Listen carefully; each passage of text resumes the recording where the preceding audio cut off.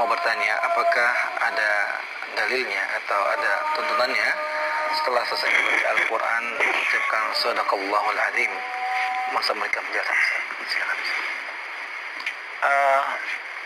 Membiasakan membaca Al-Quran setelahnya membaca Shadaqallahul Azim, saya belum mendapatkan itu ya dilakukan oleh Rasulullah dan para sahabatnya, tidak pula para tabi'in, tidak pula para tabi'ut tabi'in, tidak pula diriwayatkan dari imam yang 4 ya.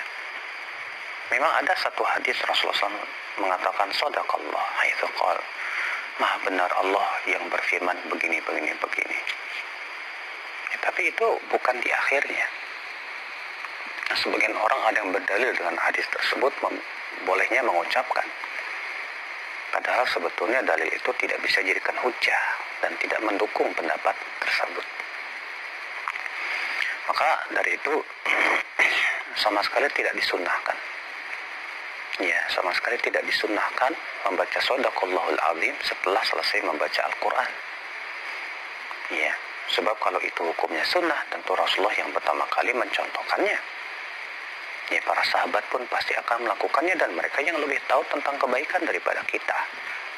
Ini dia Ibnu Mas'ud dan dalam hadis yang telah kita bacakan tadi, ya dalam pelajaran, ketika membacakan surat An-Nisa dan ketika telah sampai firman Allah, "Fakaifa idza ji'na min kulli ummatin bi syahid wa ji'na bika 'ala haula'i syahida." Apa kata Rasulullah? Hasbuk, cukup. Rasulullah tidak mengatakan Shadaqallahul Azim. Ya. Rasulullah hanya mengatakan hasbuk, cukup. Maka dari itu jangan sampai kita menganggap suatu perkara itu sunnah tanpa dalil. Ya, jangan sampai kita menganggap sesuatu itu baik tanpa dasar. Sebab kalau itu baik tentu sudah disampaikan oleh Rasulullah dan para sahabatnya, sudah diamalkan oleh mereka.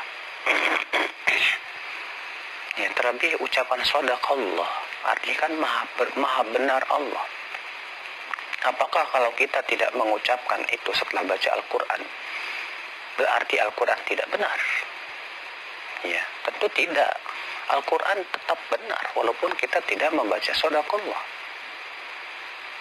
Ya, maka dari itulah membiasakan dan menganggap ini perkara yang sunnah adalah merupakan perkara yang diada-adakan.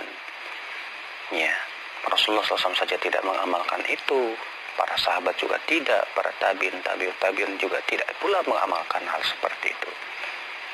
Ya, kalaulah itu baik, tentu mereka mendahului ya kita terhadap perbuatan seperti itu. Allahu a'lam.